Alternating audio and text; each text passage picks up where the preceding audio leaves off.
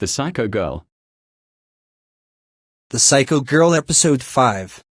Hello, you look nice today. Why did you want to meet me, Eddie? This is supposed to be a date. I shouldn't tell her yet about Vincent being a doppelganger. Why did you do that? You, Eddie Edgar, slapped and insulted me, threatened to break up with me. And now you are asking what you did. But I never did any of all that.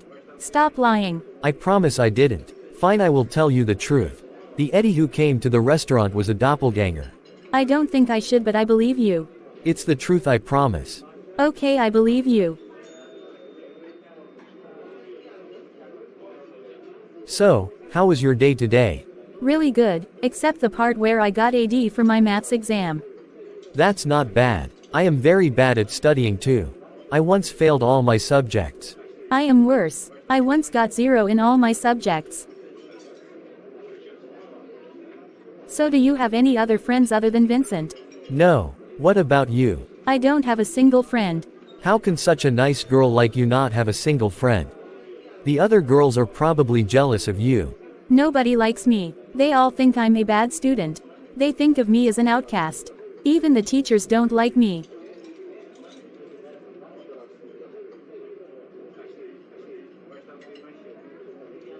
Let's go find you a friend. Let's go to my house. What are we doing? I know a really good website called truefriendforever.com.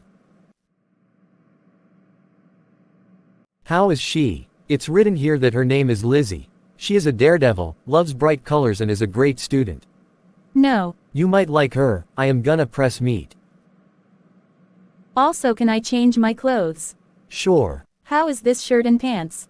I found them in your wardrobe. They are nice. Okay, anyways.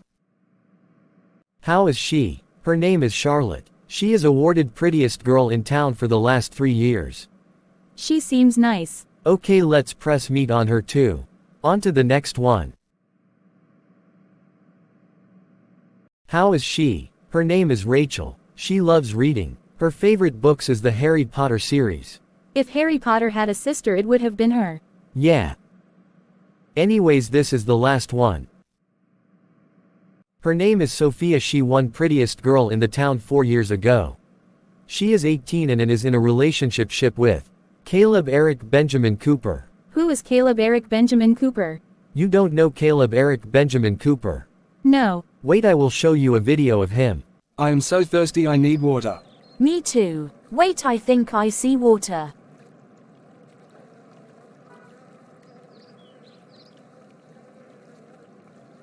What the hell was that? That's Caleb's newest action love movie. Anyways, wait, you got a reply. Lizzie would like to meet you at the cafe nearby. I know which cafe it is, Eddie. There's only 2 eating areas in our town. One is a cafe and the other is a restaurant. Anyways, I will go home and get ready. This looks nice. What are you dressing up for? What the heck are you wearing? I got the lead role in the school drama. It's called The Chicken Who Laid Golden Eggs. I am practicing right now. Anyways, you will freeze if you wear that. I will let you borrow some of my clothes. This outfit looks terrible. You want to freeze? I hate this outfit, but I guess I have no choice. Because all my winter coat and sweaters won't fit. I have to tell Mom to buy new coats. Hey girl, I'm Lizzie. I'm a daredevil. I love bright colors. I always wanted a cat. I have an older brother. My parents are both doctors. I want to be an influencer when I grow up. Hi, I'm Cassie. Anyways, I love your dress. It honestly brings back so many memories.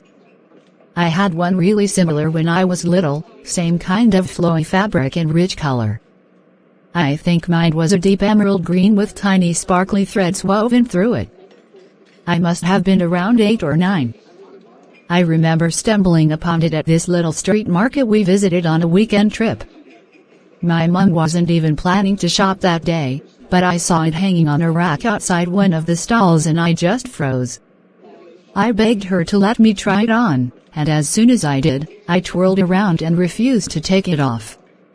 She gave in, of course. It cost like $15 or something, but I felt like an absolute princess in it. When we got home, I rushed to show it off to everyone. I made this grand entrance into the living room, like full-on arms out, spinning around like I was walking the runway. That's when my older brother, being the sarcastic pest he's always been, laughed and said, "Wow. You look just like Princess Fiona." And not the human version, either. He was definitely implying Ogre Fiona. I was so offended. I remember just standing there, completely frozen, and then yelling, "Mom!" like it was the worst thing anyone had ever said to me.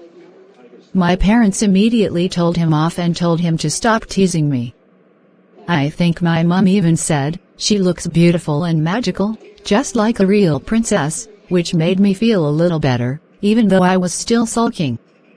Of course, my brother tried to backtrack and claimed it was a compliment, but I wasn't having any of it. I gave him the cold shoulder for the whole evening. Honestly, I think I even wore that dress to bed that night. I loved it that much. It's funny, though, now when I look back, it's actually a hilarious memory. And to be fair, Princess Fiona is kind and brave and totally awesome. But back then, I just wanted to look like a storybook princess, not one from a DreamWorks film. Still, I wish I'd kept that dress. Even though it wouldn't fit now, it'd be nice to hold onto it, you know.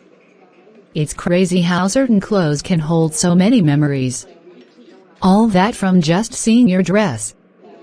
That's nice. You know, this is going to sound a bit random, but your voice sounds exactly like my school teacher's voice from when I was in year 5. I mean it, it's uncanny. The tone, the way you emphasize certain words, even the little pauses you take when you're explaining something. It's honestly kind of surreal. Her name was Mrs. Taylor. She was one of those teachers who somehow managed to be super strict but still really kind. Like, you didn't dare mess around in her class, but at the same time, she made you feel so seen.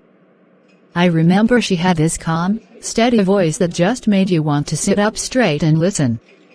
It wasn't loud or dramatic, it was confident, gentle, and just a bit stern in a comforting way. Your voice brings all of that back, like I'm sitting at my old wooden desk again, listening to her read aloud from The Lion, the Witch, and the Wardrobe. And I used to love when she read to us. It was the best part of the day. She'd lower her voice during the scary parts, and raise her eyebrows dramatically when something exciting happened. I remember her voice being so expressive that we barely needed to look at the book, her tone painted the scenes for us. There was this one rainy afternoon, I'll never forget it, when the power went out during class. Instead of sending us all home, the school let us stay, and Mrs. Taylor lit this little battery-powered lantern she had in her emergency kit. She gathered us on the carpet and just kept reading stories to us in that same soothing voice of hers. I think that was the first time I felt like school could actually be magical. Hearing you talk now, it just hit me with a wave of nostalgia. It's funny how a voice can bring back a whole person and a whole time in your life you didn't even realize you missed. So thanks, I didn't expect to take a walk down memory lane today, but here we are. She talks so much. So why do you need a friend? All my old friends say I talk too much. You know, sometimes I wonder if there is something wrong with me, or at least with how I express myself. I've always been the one who talks the most in any group. I get excited, I ramble, I go off on tangents. I just love sharing stories, thoughts, ideas. But somewhere along the way, I started noticing the way people reacted. You know that look. The polite smile that slowly fades, the glances exchanged between people, the quiet drifting away. At first, I ignored it. I thought, they were just tired or maybe I'm overthinking. But it kept happening. One by one, my friends started pulling back. They stopped inviting me out. Group chats got quieter. I'd text and get those dry, one-word responses, or sometimes no reply at all. Eventually, I asked one of them, someone I thought was my closest friend, what was going on. And she hesitated, then said, honestly, you talk a lot. Like, a lot. It's kind of exhausting. And I know she wasn't trying to be cruel, but it stung so deeply. It felt like being told that the most natural part of who I am, the part of me that just wants to connect, to share, was too much. Too loud. Too annoying. It hurt. Still hurts, actually. And I wish I could say I instantly changed or that I found a new group of people who love me for exactly who I am, but the truth is, it's been lonely. Quiet. And weirdly enough, I miss the sound of my own voice sometimes.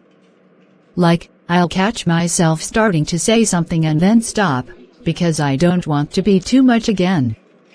But lately, I've also been thinking, maybe I don't need to talk less. Maybe I just need to find people who listen more, people who actually like hearing stories, who get that I speak because I care, because I feel, because I want to connect. I don't know where those people are yet, but I believe they're out there.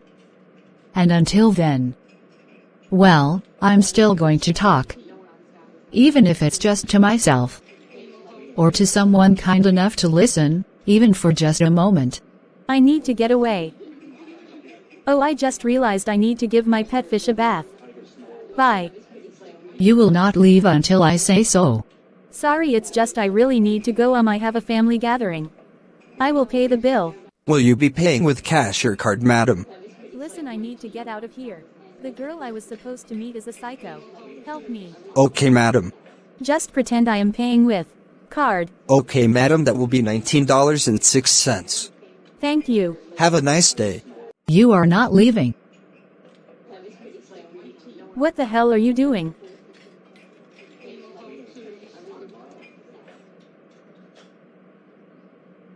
I love you, Cassie. I have a boyfriend. 911, you are under arrest for murders. As if you were gonna catch me. Why is it suddenly so dark in here? Officer, what happened? I think she escaped. We will be taking you into custody. Please explain what happened. I was lonely, so I went on a website called True Friend Forever. I messaged 4 girls. Lizzie replied first. We decided to meet up. And we talked. I didn't really like her, so I said I was leaving.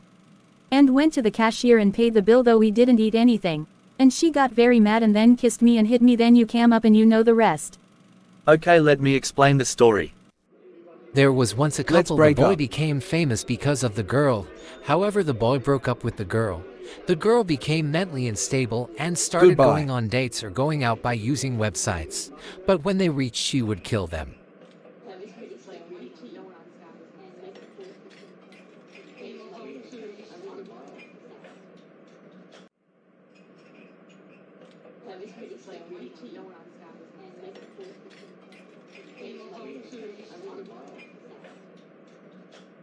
End of episode 5.